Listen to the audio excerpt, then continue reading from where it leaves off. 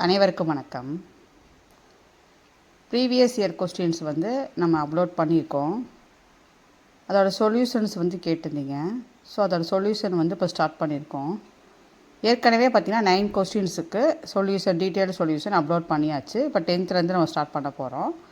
நம்ம முடித்த யூனிட்டுக்கு ரிலேட்டடாக வர்ற ப்ரீவியஸ் இயர் கொஸ்டினோட சொல்யூஷன் தான் இப்போ லைன் பை லைனாக போட்டுட்டு வரோம்.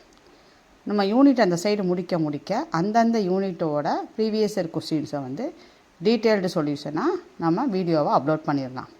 ஸோ நீங்கள் அதை முடிக்கும் போது இந்த கொஸ்டின்ஸை நீங்கள் ரிவைஸ் பண்ணும்போது உங்களுக்கு இன்னும் கொஸ்டின் ஃபார்மேட் எப்படி வருது, நம்ம அதுக்கு எப்படி ஷார்ட்கட் யூஸ் பண்ணணும், எப்படி ட்ரிக் யூஸ் பண்ணணுங்கிறத உங்களுக்கு ஈஸியாக புரிஞ்சிடும். இதுலேயுமே நிறையா ஷார்ட்கட் நான் சொல்லியிருக்கிறேன்.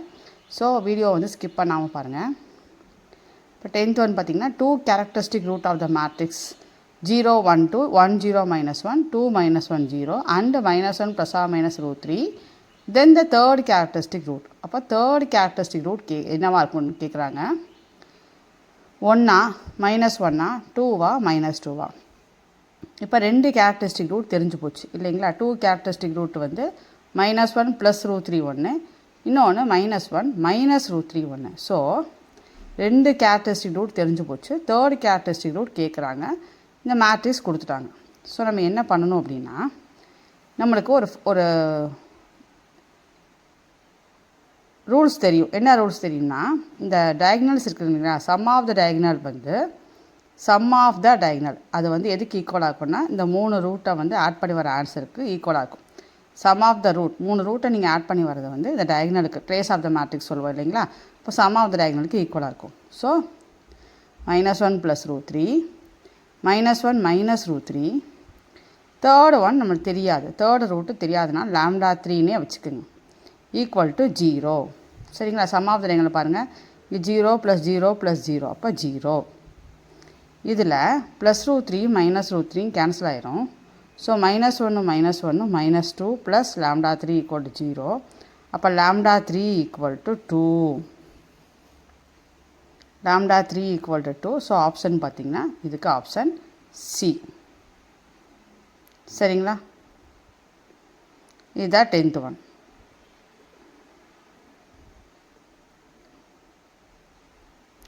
அடுத்தது 11th ஒன் பாருங்கள். இந்த eigen values of the matrix கொடுத்து cos θ - sin θ -sin θ cos θ rன்னு கொடுத்து 4 ஆப்ஷன் கொடுத்துருக்காங்க. நம்ம ஐகன் வேல்யூஸ் கண்டுபிடிக்கணும். ஐகன் வேல்யூஸ் கண்டுபிடிக்க என்ன போடுவோம், கேரக்டரிஸ்டிக் ஈக்குவேஷன் போடுவோம் இல்லைங்களா, ஈக்குவல் டு 0 வைப்போம். ஸோ அது கண்டுபிடிச்சிட்டு அப்புறமா அந்த ஆப்ஷன் எது சாட்டிஸ்ஃபை ஆகுதுன்னு செக் பண்ணிக்கலாம். ஸோ இங்கே பாருங்கள், கேரக்டரிஸ்டிக் ஈக்குவேஷன் எழுதியிருக்கோம். So determinant a - λ = 0. ஸோ என்ன ஆயிரும், cos θ - λ, இங்கேயும் cos θ - λ, இங்கே பார்த்தீங்கன்னா -sin θ equal to 0. So determinant கண்டுபிடிச்சிங்கன்னா இதோட ஸ்கொயர் மைனஸ் இதோட ஸ்கொயர் பண்ணும்போது ப்ளஸ் ஆயிரும். அப்போ a² - b². அப்போ a + b a - b = 0. கரெக்டுங்களா. அப்போ தனித்தனியாக ஈக்குவல் டு 0 வச்சு சொல்யூஷன் கண்டுபிடிச்சிக்கலாம். ஸோ இது ஈக்குவல் டு 0, இப்போ இது ஈக்குவல் டு 0. அப்போ இங்கே -λ = -sin θ - cos θ. எல்லாத்துலேயுமே மைனஸ் இருக்குது, எல்லாத்துலேயும் மைனஸ் இருக்கிறனால மைனஸை தூக்கிட்டு ப்ளஸ் பண்ணிட்டோம். இங்கே பார்த்திங்கன்னா இங்கே சைனை மாற்றினா இங்கே λ சைனை மாற்றும் போது இது மைனஸ் ஆயிடுச்சு, இது ப்ளஸ் ஆயிடுச்சு. ஸோ இதை முன்னாடி போட்டிருக்கோம். ஸோ இந்த ரெண்டுக்கும் ஈக்குவலாக எந்த ஆப்ஷன் வருது அப்படின்னா ஆப்ஷன் சியில் தான் இந்த ரெண்டுமே உட்காந்துருக்கு. sin θ + cos θ cos θ - sin θ. So இது ஆன்சர் பார்த்திங்கன்னா option C. So question number 11க்கு ஆப்ஷன் சி. அடுத்து 12th one. The matrix A = 1 0 0 1 is not idempotent, inverse of itself, involutory, nilpotent கேட்குறாங்க. ஸோ இது நம்ம நிறையா வாட்டி நம்ம ஷார்ட்ஸ்லேயுமே கொடுத்துருக்கோம், வீடியோவிலே கொடுத்துருக்கோம். ஐடம்பொடன்ட்னா என்ன, இன்வர்ஸ்னால் என்ன, இன்வாலிட்னா என்ன, நில்பொடன்ட்னா என்ன எல்லாம் பார்த்துருக்கோம். மறந்தவங்க ரீகால் பண்ணிக்கிறக்காக எழுதியிருக்கிறேன். ஐடம்பொடன்ட்னா a² பண்ணிங்கன்னா ஏக்கு ஈக்குவலாக இருக்கும். இன்வர்ஸ்னால் a இன்வர்ஸ் பண்ணாலும் a தான் ஈக்குவலாக இருக்கும். இன்வாலிட்னா a² = i இருக்கும். இங்கே எல்லாமே இதெல்லாம் ட்ரூவாக தான் வரும். So not nilpotent. சரிங்களா. நில்பொடண்ட்டாக இருக்க முடியாது. ஏன்னா இதுக்கு ஆப்ஷன் பார்த்திங்கன்னா D. The matrix A 1 0 0 1 is not nilpotent. சரிங்களா?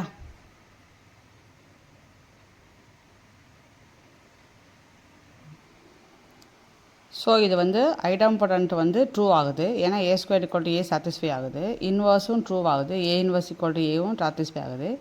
இது இன்வாலிட்ரி மேட்ரிக்ஸ் தான். ஏன்னா A square equal to I தான். அப்போது இது வந்து நில்பொடண்ட்டாக கிடையாது. ஏன்னா வந்து நில்பொடன்னா என்னென்னா ஜீரோ மேட்ரிக்ஸ் வரணும். நான் போட்டு பார்த்தேன் பாருங்கள். ஏ ஸ்கொயர் ஈக்குவல் டு ஏ தான் வருது. ஸோ இது நில்பொடன்ட் கிடையாது. அவன் எது இல்லைன்னு தான் கேட்டிருக்கான். ஸோ இது நில்பொடன்ட் மேட்ரிக்ஸ் இல்லை. நில்பொடன்ட் மேட்ரிக்ஸ்னால் A power K equal to 0. 0 is the zero மேட்ரிக்ஸாக வரணும். இந்த மாதிரி இப்போ நில்பொடன்ட்டுக்கு ஒரு எக்ஸாம்பிள் கொடுத்துருக்கான் பாருங்கள். ஏ ஈக்குவல் டு 0 1 0 0 வந்துச்சுன்னா ஏ ஸ்கொயர் கண்டுபிடிச்சிங்கன்னா உங்களுக்கு ஜீரோ மேட்ரிக்ஸ் தான் வரும். அந்த மாதிரி வரது தான் நில்பொடன்ட். இங்கே நம்ம ஏ ஸ்கொயர் கண்டுபிடிச்சோம்னா எனக்கு இந்த ஆன்சர் வருது. அப்போ இது வந்து ஏ ஸ்கொயர் ஈக்குவல் ஐ தான் வருது. ஸோ இது வந்து நில்பொடன்ட் கிடையாது. ஏன்னா ஜீரோ மேட்ரிக்ஸ் வரலை. ஸோ நில்பொடன்ட் கேட்டாங்கன்னா ஏ ஸ்கொயர் கண்டுபிடிங்க. 0 வந்ததுன்னா எஸ்ஸு, இல்லைனா நோ. ஸோ கொடுத்துருக்க மேட்ரிக்ஸ் நில்பொடன்ட் கிடையாது. ஸோ அதுக்கு ஆப்ஷன் டி. Option D. இது வந்து டேரக்ட் ரிசல்ட் தான். விச் இஸ் நாட் கரெக்டுன்னு கேட்டிருக்கான். ஏ வந்து ஸ்கொயர் மேட்ரிக்ஸ்னால் தென் டேஷ் வந்து ஹெர்மிஷன் ஆகும்னு கேட்டிருக்கான். இது நம்ம ஹெர்மிஷனோட இதுலையே நீங்கள் படிச்சிருப்பீங்க நோட்ஸ்லையே. A plus A star Hermitian தான். ஏ ஸ்டார் ஹெர்மிஷன் தான். ஏ ஸ்டார் ஏனாலும் ஹெர்மிஷன் தான். அப்போ எது வந்து ஹெர்மிஷன் வராதுன்னா இந்த மைனஸ் வரும்போது தான். அப்போ ஏ மைனஸ் ஏ ஸ்டார் ஆப்ஷன் சி தான் ஹெர்மிஷனாக இருக்க முடியாது. ஸோ சி தான் நாட் கரெக்ட். சரிங்களா? அடுத்தது 5th ஒனுக்கு coefficient of cos power. 14th ஒனுக்கு வந்து ஒரு ஷார்ட்கட் மாதிரி தான் யூஸ் பண்ண போகிறோம். இல்லை நீங்கள் எப்பவும் போல் வந்து நீங்கள் எக்ஸ்பான்சர் பண்ணி கோஎஃபிஷியன்ட் கண்டுபிடிச்சிக்கோங்க. இதை நான் என்ன பண்ண போகிறேன் அப்படின்னா, இந்த கொஸ்டின் இருக்கு இல்லைங்களா, coefficient of cos power n - 1 theta இந்த expansion of sine n theta by sine theta இஸ்ன்னு கொடுத்து 4 ஆப்ஷன் கொடுத்துருக்காங்க. நம்ம n = 2ன்னு சப்ஸ்டியூட் பண்ணுவோம். அப்போ காஸ் தீட்டா ஆயிரும். இங்கேயும் பார்த்தீங்கன்னா 2 போட்டிங்கன்னா cos 2 theta by sine 2 theta by sine theta. Sine 2 theta ஃபார்மில் வந்து 2 sine theta cos theta by sine theta. இப்போ இது ரெண்டும் உங்களுக்கு கேன்சல் ஆயிரும். அப்போ 2 காஸ் தீட்டா. கரெக்டுங்களா? 2 cos theta.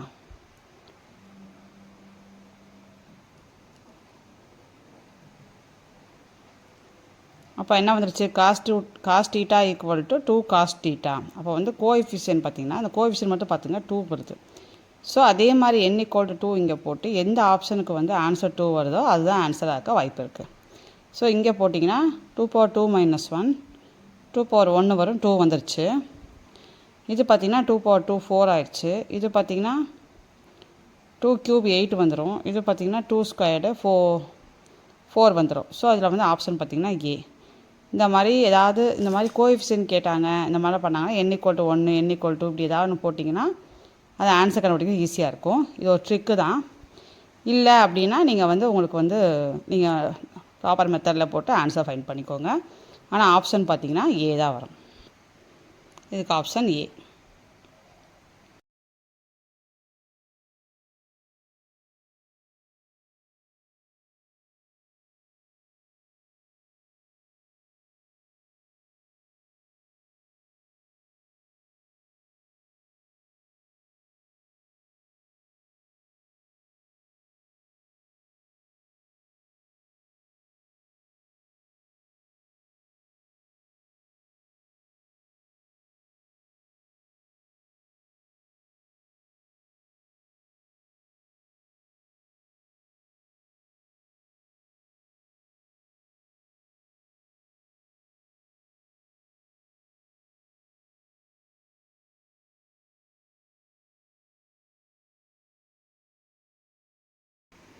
Next 15th sum ரொம்ப ஈஸி பாருங்கள்.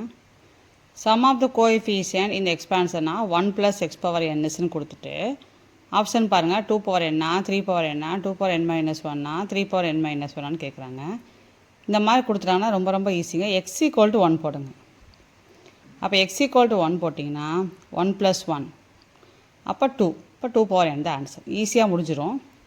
இந்த மாதிரி கேட்டாங்கன்னா சம் ஆஃப் த கோஎஃபிஷியன்ட் இந்த எக்ஸ்பான்ஷன் கொடுத்தாங்கன்னா எக்ஸோட பிளேஸில் 1 போட்டிங்கன்னா அப்போ 1 + 1 இப்போ 2^n. ஸோ ஆப்ஷன் ஏ டக்குன்னு உங்களுக்கு கிடச்சிரும். அதுதான் ஈஸி மெத்தட். சரிங்களா? ஸோ 15க்கு ஆப்ஷன் ஏ. அடுத்து 16th ஒன். இந்த மாதிரி ஒரு கொஸ்டின் கேட்டே இருக்கிறாங்க. அதை வந்து பொறுமையாக பார்த்துக்கோங்க. The number of real root of the equation கொடுத்துட்டு ஒரு ஈக்குவேஷன் கொடுத்துருக்காங்க. எவ்வளோ ரியல் ரூட் இருக்குன்னு கேட்குறாங்க. 0வா 2வா 3யா 4ஆன்னு கேட்குறாங்க. ஸோ முதல்ல f(x) எழுதிக்கோங்க. இதில் சைன் சேஞ்ச் பார்த்திங்கன்னா ப்ளஸ் இங்கே மைனஸ் வருது. அப்போ ஒரு வாட்டி மாறுது. இங்கே மைனஸ் இங்கே ப்ளஸ் வருது. அப்போ இங்கே ஒரு வாட்டி. ஸோ 2 வந்து மாறுது. ஸோ 2 பாசிட்டிவ் இருக்கும். அடுத்து f(-x) போடுங்க. -x போட்டிங்கன்னா இங்கே மாறாது, அப்படியே தான் இருக்குது. இங்கேயும் மாறாது. இங்கே பார்த்திங்கன்னா மைனஸ் ஆயிடுது. இங்கே +9. ஸோ எத்தனை வாட்டி சைன் சேஞ்ச் ஆகி பாருங்கள். +2 மைனஸ். ஸோ இங்கே 1 இது இல்லை. அடுத்து -2 ப்ளஸ்ஸு. இப்போ இங்கே 1. ஸோ பார்த்திங்கன்னா 2 நெகட்டிவ் ரூட் இருக்குது. இப்போ 2 பாசிட்டிவ் 2 நெகட்டிவ். இப்போ மொத்தமாக எத்தனை? 4 ரியல் ரூட். அவ்வளோதான் ஆன்சர். 4 real root. சரிங்களா? ஸோ 2 பாசிட்டிவ் 2 நெகட்டிவ் வந்தது. So 4 real root. Imaginary part கிடையாது. அடுத்தது நெக்ஸ்ட்டு பாருங்கள். 17th sum. If one root of the equation is, நல்லா அந்த கொஸ்டின் புரிஞ்சுக்கோங்க. ஒரு root of the equation is, இதோட ஒரு root of the equation is twice the difference of other two. இப்போ ஒரு ரூட்டு, இப்போ 3 ரூட் எடுப்போம் இல்லைங்களா, ஆல்ஃபா பீட்டா காமான்னு எடுத்திங்கன்னா, one root of the equation is, நல்லா பார்த்துக்கோங்க, one root of the equation is twice the difference of other two. கரெக்டுங்களா? இப்போ ஆல்ஃபா பீட்டா காமான்னு 3 ரூட் எடுத்துகிட்டு இல்லைங்களா, அப்போ one root of the equation is twice the difference of other two. இதனால் இதை போட்டிருக்கோம். Alpha equal to 2 times beta minus gamma. புரியுதுங்களா? Then one root is, அதில் ஏதாவது ஒரு ரூட்டுக்கு இந்த ஆன்சர் எது இருக்குன்னு கேட்குறாங்க. இப்போ கொஸ்டின் நல்லா புரிஞ்சுக்கோங்க. One root of the equation x³ + ax + b is twice the difference of other two. Then one root is. இந்த 4 ஆப்ஷனில் எந்த ஆப்ஷன் கண்டுபிடிக்கணும். இதுக்கு என்ன பண்ணலாம் அப்படின்னா, 3 ரூட்டை ஆல்ஃபா பீட்டா காமான்னு எடுத்துருக்கோம் இல்லைங்களா. இப்போது சம் ஆஃப் த ரூட்டுக்கு ஃபார்முலா என்ன தெரியும்? Sum of the root equal to, இங்கே எழுதிக்க பாருங்கள், sum of the root equal to coefficient of x² / coefficient of x³ போடுவோமா? அப்போ கோஎஃபிஷியன்ட் ஆஃப் x² என்ன வரும்? இங்கே வந்து அதை ரொம்ப டீப்பாக பார்க்கவே வேணாம். ஏன்னா கோஎஃபிஷியன்ட் ஆஃப் x² வந்து 0 ஆயிடுச்சு. அதனால் alpha plus beta plus gamma equal to 0. சரிங்களா? அப்போ alpha plus beta plus gamma equal to 0. இதில் ஆல்ஃபாவை கண்டுபிடிச்சிக்குங்க. ஆல்ஃபா ஈக்குவல் டு அப்போ என்ன ஆயிரும்? Minus beta minus gamma. கரெக்டுங்களா? Alpha plus beta plus gamma வந்து 0 ஆயிடுச்சு. ஏன்னா கோஎஃபிஷியன்ட் ஆஃப் x² 0 ஆயிடுச்சு. ஸோ 0/anything 0 தான். ஸோ அது வந்து நம்மளுக்கு என்ன சைனாக எது வர கணக்கே கிடையாது. இங்கே 0. So alpha plus beta plus gamma வந்து 0 ஆயிடுச்சு. So alpha equal to minus beta minus gamma. அடுத்து கொடுத்த கண்டிஷன் படி என்ன எழுதணும்? Alpha equal to 2 times beta minus gamma. அப்போ 2 பீட்டா மைனஸ் 2 காமா. ஸோ இதுவும் ஆல்ஃபா தான், இதுவும் ஆல்ஃபா தான். இது ரெண்டையும் ஈக்குவல் பண்ணிங்கன்னா -3 பீட்டா ஈக்குவல் டு மைனஸ் காமான்னு ஆயிரும். அப்போ காமா ஈக்குவல் டு 3 பீட்டா கிடச்சிருச்சு. சரிங்களா? இந்த காமா ஈக்குவல் டு 3 பீட்டா கிடச்சிருச்சிங்களா, அதை கொண்டு போய் திரும்ப இந்த 2லையே போடுங்க. அப்போ 2 beta equal to 2 beta minus காமாவுக்கு நீங்கள் 3 பீட்டா போட்டிங்கன்னா 6 பீட்டா ஆயிரும். அப்போ -4 பீட்டா ஆயிடுச்சு. அப்போ ஆல்ஃபா ஈக்குவல் டு -4 பீட்டா. கரெக்டுங்களா? இது வரைக்கும் புரியுதான்னு பார்த்துக்கோங்க. 3 ரூட்டு ஆல்ஃபா பீட்டா காமான்னு எடுத்துக்கோங்க. என்ன கண்டிஷன் கொடுத்தாங்கன்னா, one root of the equation is twice the difference of other two. அப்போ 2 டைம்ஸ் பீட்டா மைனஸ் காமா. இப்போ 2 பீட்டா மைனஸ் 2 காமா. இது இருக்கட்டும். சம் ஆஃப் த ரூட் பார்த்தீங்கன்னா கோஎஃபிஷியன்ட் ஆஃப் x² 0 ஆனனால alpha plus beta plus gamma வந்து 0 ஆயிடுச்சு. அப்போ இதில் ஆல்ஃபா ஈக்குவல் டு போட்டோம்னா மைனஸ் பீட்டா மைனஸ் காமா. இது ரெண்டையும் ஈக்குவல் பண்ணிங்கன்னா காமா பீட்டாவில் ஒரு ரிலேஷன் கிடைக்கும். அந்த காமாவை தூக்கிட்டு இந்த காமா ஈக்குவல் டு 3 பீட்டா கிடச்சிருக்கு இல்லைங்களா, அதை கொண்டு போய் 1ல் போட்டிங்கன்னா ஆல்ஃபாவுக்கும் பீட்டாவுக்கும் ஒரு ரிலேஷன் கிடச்சிருச்சு. சரிங்களா? பார்த்துக்கோங்க.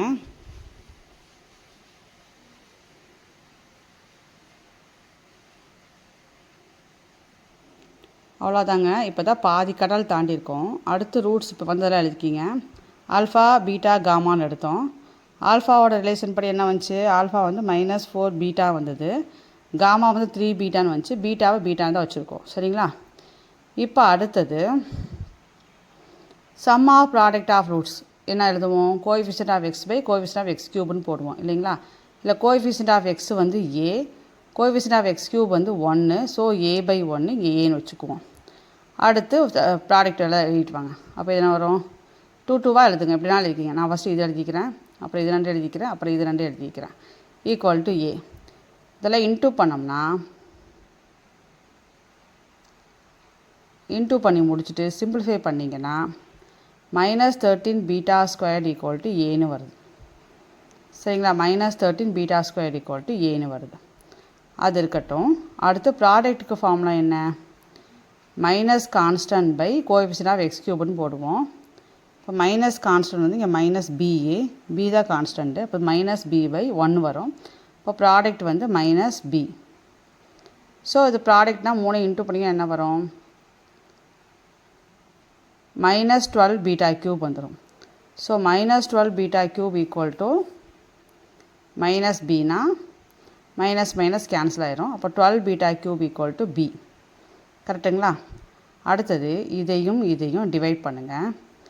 இதை டிவைட் பண்ணிங்கன்னா B/A ஈக்குவல் டு இது வரும் இல்லைங்களா? இப்போ இது கேன்சல் ஆனது போக மிச்சம் மீதி பார்த்திங்கன்னா -12/13 பீட்டா வந்துடுச்சு. இப்போ இதில் பீட்டா வேணும்னா 13B/-12A. அப்பா இப்போ தான் பீட்டா கண்டுபிடிச்சிருக்கோம். அப்போ இதில் ஒரு ரூட் கேட்குறான். நான் ஃபஸ்ட்லேயே அவன் போடுவோம், ஆல்ஃபாலே போடுவோம். அப்போ -4 பீட்டா. இப்போ -4 இன்ட்டு இதில் போட்டிங்கன்னா மைனஸ் கேன்சல் ஆகிடுச்சு. 4 12 3 டைம்ஸ். அப்போ 13B/3A. இது எந்த ஆப்ஷனில் இருக்குன்னா ஆப்ஷன் சியில் வருது. ஆப்ஷன் சியில் வருது. ஸோ கொஞ்சம் லென்த்தியான சம் தான்.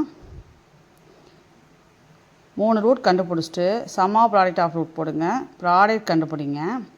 சம் ஆஃப் ப்ராடக்ட் ஆஃப் ரூட்டுக்கு வந்து coefficient of x by coefficient of x cube போடுவோம். ப்ராடக்ட்டுக்கு வந்து minus constant by coefficient of x cube போடுவோம்.